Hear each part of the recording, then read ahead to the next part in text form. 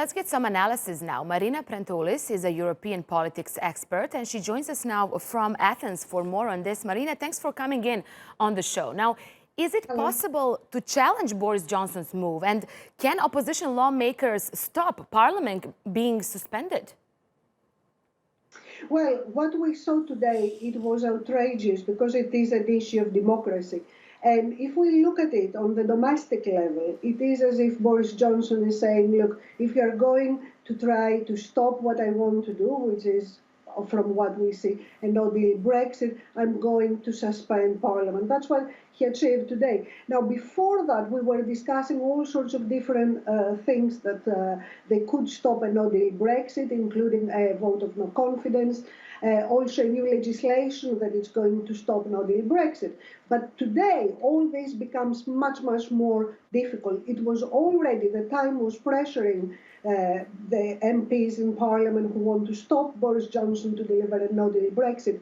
But now it becomes even more difficult to stop him. Now, I cannot say that what he did, his move today, was something that it should be unexpected. It is, there was all this discussion from the Labour Party, the Lib Dem, or even members of his own party that they wanted to stop a no-deal Brexit. So effectively what Boris Johnson said is, well, you cannot do it, even if this is a danger to democracy. A lot of people in Britain are talking about a coup. But as your reporter mentioned, it is putting pressure on the EU as well, showing that Boris Johnson is going to deliver a no-deal Brexit, and he's serious about that.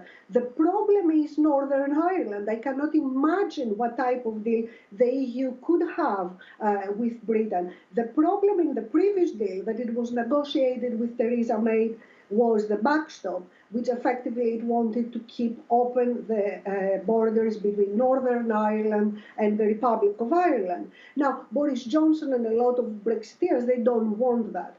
But it is very difficult to see how there will be a different solution. So I think today we see that the danger of a no-deal Brexit is very close, and we are starting already to feel the results. I mean, if you look at the pound today, it's sliding down. It lost quite a lot of its value. Exactly. And where do you think this is heading? Do you think the Britain is heading towards early election? And if this happens, can Boris Johnson win those elections?